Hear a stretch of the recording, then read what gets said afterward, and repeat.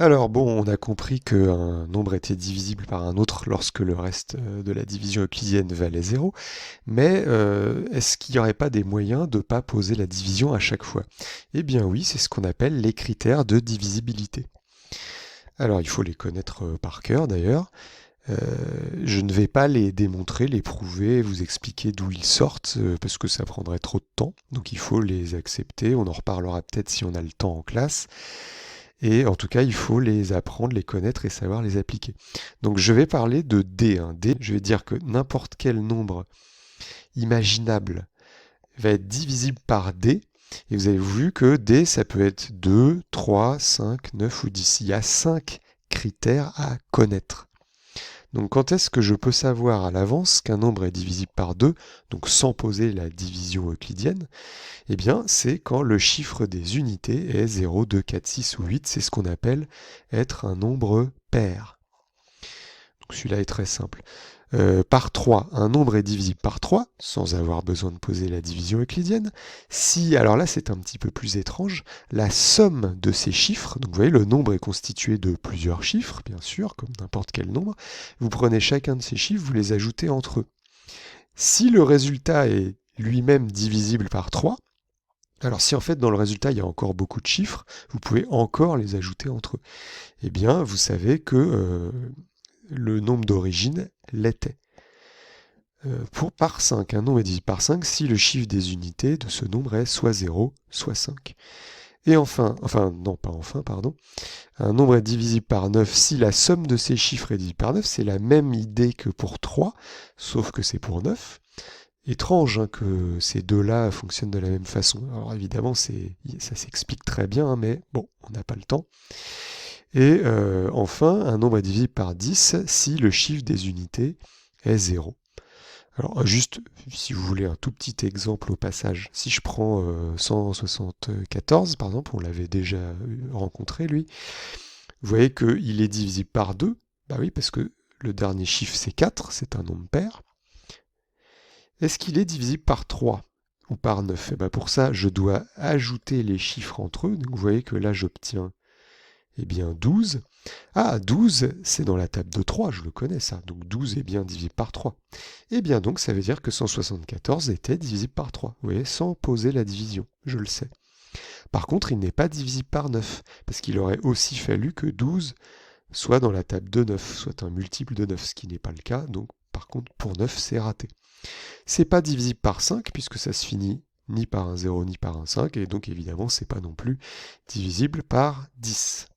Alors on voit qu'il y a des critères assez pratiques, mais à part ces quelques nombres-là, 2, 3, 5, 9 et 10, on peut se poser la question maintenant, mais comment faire si je me donne un nombre, n'importe quel nombre, pour trouver, sans en oublier un seul, tous ces diviseurs? On a déjà vu qu'ils étaient forcément compris entre 1 et le nombre lui-même. Mais est-ce qu'il n'y aurait pas une méthode efficace, rapide, pratique, pour tous les trouver sans y passer trop de temps? Eh bien oui, bien sûr, et c'est ce qu'on va voir maintenant pour terminer cette séquence.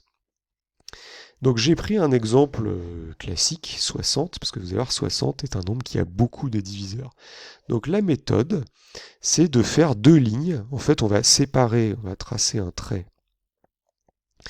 À la règle, ça aurait été plus joli, mais c'est pas grave. Et en fait, à chaque fois, on va aller dans l'ordre de tous les nombres, en partant de 1, tous les nombres entiers, 1, 2, 3, 4, et on va se poser la question, est-ce que ça divise?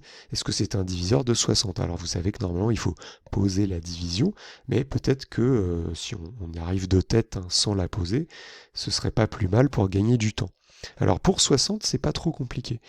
On a déjà expliqué, n'importe quel nombre est toujours divisible par 1.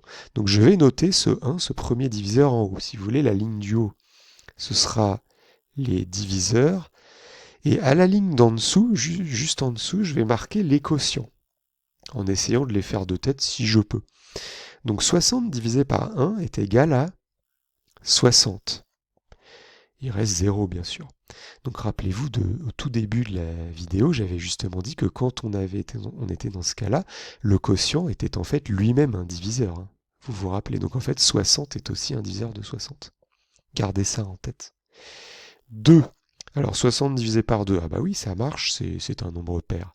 Et de tête, c'est facile, je trouve 30. 60 divisé par 3, bah ça marche aussi. Ça fait 20, et il reste 0.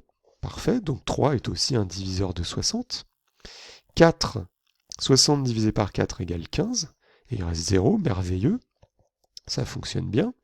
60 divisé par 5, et bien décidément, ça marche aussi, ça fait 12, il reste 0. Vous pouvez vérifier, 5 fois 12, 12 fois 5 est égal à 60. 6 aussi, 60 divisé par 6 égale 10. Alors 7, non ça marche pas, parce qu'on connaît nos tables, 7 fois 8, 56, donc il resterait 4 pour arriver à 60. Donc c'est raté pour 7. 8, eh ben 8, je viens d'essayer 7 et j'ai vu que ce qui se rapprochait le plus, c'était 7 fois 8. Donc par 8, ça va être 8 fois 7. Eh ben oui, j'ai une inversion. Ça marche pas non plus, ça fait toujours 56 et il va toujours rester 4. Mais là, d'un seul coup, si vous voulez, le 7, non. Le 8, non. Le 9, non, parce que 9 fois 6, 54, il resterait 6. Ça ne fonctionne pas non plus. Et après, qu'est-ce que j'ai? J'ai le 10. Mais le 10, en fait, on sait que ça fonctionne, 60 divisé par 10 égale 6.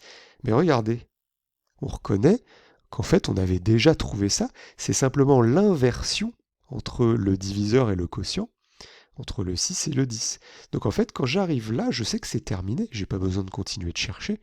Parce que je vais retrouver, en fait, après, je vais avoir le 12 qui correspondait au 5. Etc., etc. Je vais en fait repartir comme si je lisais les quotients en remontant 10, 12, 15, 20, 30, 60. Et je sais qu'une fois arrivé à 60, c'est terminé. Un diviseur ne peut pas dépasser le nombre lui-même.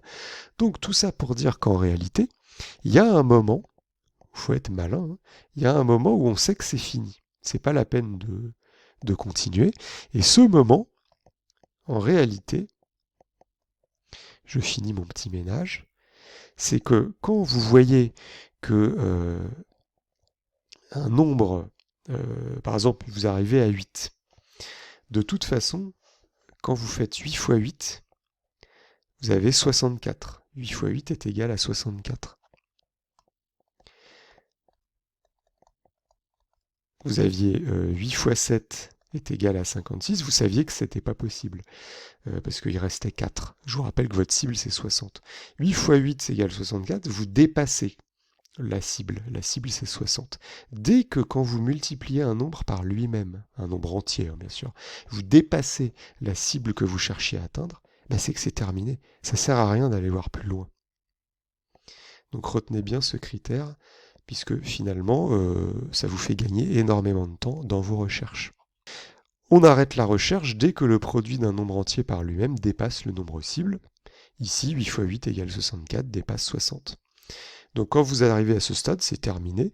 Vous pouvez reprendre votre liste et vous lisez les diviseurs en haut. Et puis dès que vous arrivez au bout de la liste, nous le bout de la liste, je vous rappelle, c'était 10.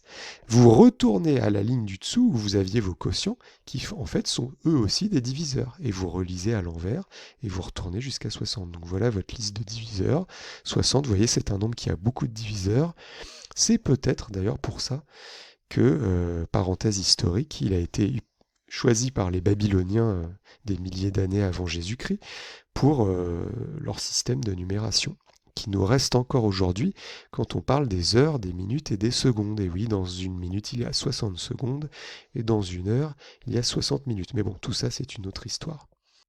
Un deuxième exemple pour être sûr de maîtriser cette méthode, les diviseurs de 312. Alors vous allez voir que 312, il y a plus de travail. C'est moins drôle que 60. Et après, eh ben, ce sera à vous de jouer dans votre travail.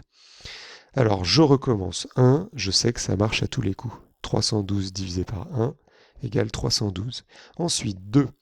Eh bien, critère de divisibilité, 312 est un nombre pair, donc je sais qu'il peut être divisé par 2. Alors, par contre, si je veux le quotient, alors moi je vais tout faire de tête, je vous invite à poser les divisions sur un brouillon en même temps. Si ça va trop vite, vous mettez pause, vous posez la division pour vous convaincre. Moi j'ai tout fait à l'avance parce que si je pose tout dans la vidéo, c'est beaucoup trop long. Donc 312 divisé par 2 est égal à 156, il reste bien 0. 312 divisé par 3. Ah, quand j'ajoute les chiffres, 3 plus 1 plus 2, je trouve 6. 6 est bien dans la table de 3. Donc je sais que ça va marcher. Alors soit je le fais de tête, soit je la pose. Vous faites votre choix, en tout cas ça donne 104. 4. Alors 4, soit je pose, ça vous le faites si vous voulez, mais je peux aussi être malin, puisque quand j'avais déjà divisé 312 par 2, je trouvais un nombre pair. C'est qu'en fait, ce nombre pair, je pourrais encore lui-même le diviser par 2, et que ça tombe juste. Et bien, donc c'est comme si je divisais 312 par 2 deux fois de suite. Ben oui, mais divisé par 4, c'est justement divisé par 2 deux fois de suite. Donc je me doute que ça va très bien fonctionner. Et oui, c'est le cas. On trouve 78, la moitié de 156. D'ailleurs, vous voyez que ce 78 est encore lui-même pair. Donc on pourrait encore une troisième fois diviser par 2, ce qui reviendrait à diviser 3 fois de suite par 2, c'est-à-dire par 8. Donc je sais que j'aurai mon 8 plus tard qui va être validé. Ensuite, par 5, ça ne marche pas, car le nombre 312 ne se finit ni par un 0, ni par un 5. Par 6, eh bien, ça fonctionne. Ça fait 52, vous pouvez vérifier, soit en posant la division, soit en remarquant que quand on avait déjà divisé par 3, c'était pair, donc on pouvait encore diviser par 2, et que ça faisait donc comme si on avait divisé par 3 et 2 ensuite, 3 fois 2, 6. 7, je vous laisse vérifier, il y a un reste dans la division euclidienne, donc non, il est éliminé. 8, on l'a dit tout à l'heure, ça fonctionne, le quotient c'est 39. Alors ensuite, vous vérifiez.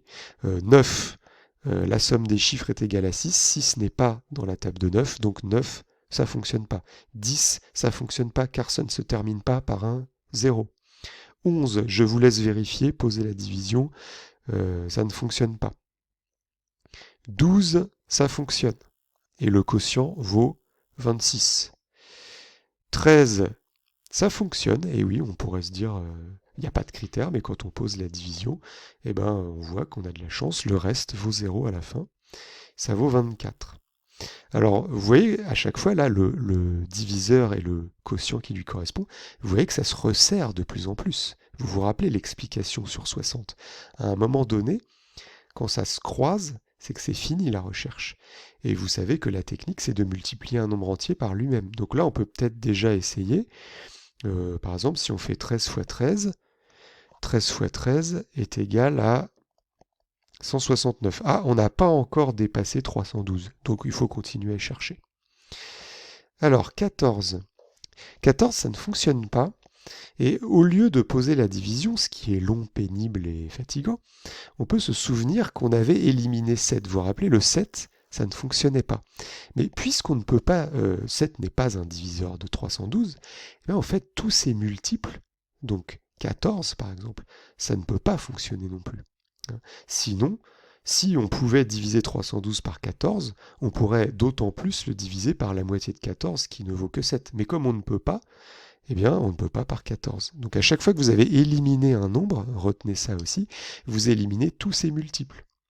Donc 14 non, 15 non plus, puisqu'on a éliminé 5 tout à l'heure. 16, bon alors, etc., vous continuez vos recherches. 16, on ne peut plus parce que ça voudrait dire, comme on avait 8, 39 n'est plus un nombre pair. Donc cette fois, on ne peut plus faire 8 fois 2, 16, et donc 16 est éliminé.